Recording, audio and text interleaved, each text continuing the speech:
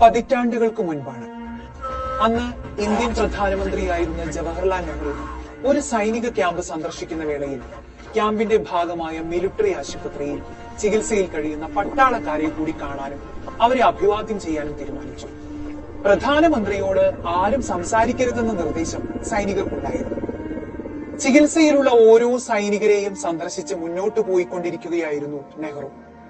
അതിനിടയിൽ ആശുപത്രിയിലെ ഒരു കട്ടിലിൽ നിന്ന് ഒരു യുവ സൈനികൻ പതിയെ തന്റെ ശബ്ദമുയർത്തി. ബഹുമാനപ്പെട്ട പ്രധാനമന്ത്രി, എനിക്ക് അങ്ങയോട് ഒരു കാര്യം സംസാരിക്കണം. ഒപ്പം നിന്നവർ തടുക്കാൻ ശ്രമിച്ചെങ്കിലും നെഹ്റുവിന്റെ അനുമതിയോടെ ആ യുവാവ് തന്റെ വിഷമം പങ്കുവച്ചു. അസുഖബാധിതനായ എന്റെ കാലുകൾ മുറിച്ചു മാറ്റാൻ സൈനിക മേധാവികൾ ഏകപക്ഷീയമായി തീരുമാനിച്ചിരിക്കുകയാണ്.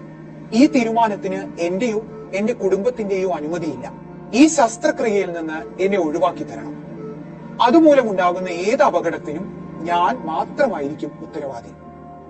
ഏറെ ധൈര്യത്തോടെയും ആത്മാഭിമാനത്തോടെയും സംസാരിച്ച ആ ചെറുപ്പക്കാരനെ സാഗൂതം നോക്കിക്കൊണ്ട് ജവഹർലാൽ നെഹ്റു കടന്നുപോയി. അക്കാലത്ത് സൈനികരുടെ ചികിത്സയുമായി ബന്ധപ്പെട്ട കാര്യങ്ങൾ സൈനിക മേധാവികൾ തന്നെ തീരുമാനിക്കുന്ന വ്യവസ്ഥയായിരുന്നു നിലനിന്നത്. തിരിച്ചെത്തിയ ശേഷം നെഹ്റു ഒരു ഉത്തരവ് പുറപ്പെടുവിപ്പിച്ചു.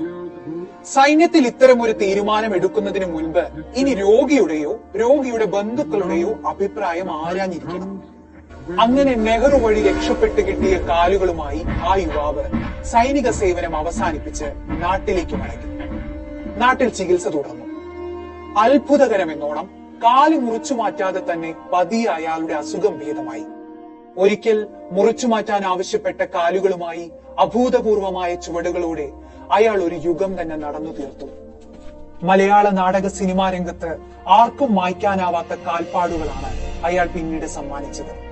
പാലപ്പുറത്ത് വീട്ടിൽ സുരേന്ദ്രനാഥ തിലകൻ എന്ന ആ യുവാവ് പിൽക്കാലത്ത് ഇന്ത്യൻ സിനിമയിലെ തന്നെ തലയെടുപ്പുള്ള നടന്മാരിൽ ഒരാളായി മാറി. മലയാളത്തിന്റെ അഭിനയ സംസ്കൃതിക്ക് കാലാതീതമായ കാൽപ്പാടുകൾ സമ്മാനിച്ച നടന കലയുടെ പെരുന്തച്ഛൻ സാക്ഷാൽ തിലകൻ.